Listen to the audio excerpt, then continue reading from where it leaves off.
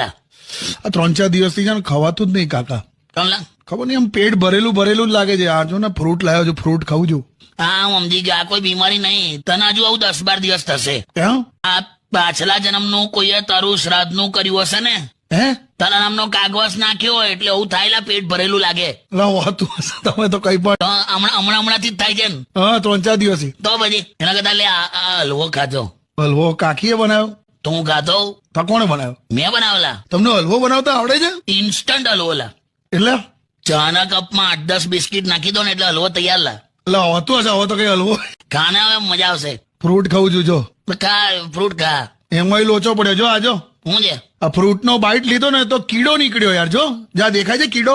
કીડો દેખાય ને તો ટેન્શન નહીં. ટેન્શન ક્યારે? ક્યારે? જયારે કીડો અડધો જ દેખાય હે અને મને અડધો જ દેખાય છે.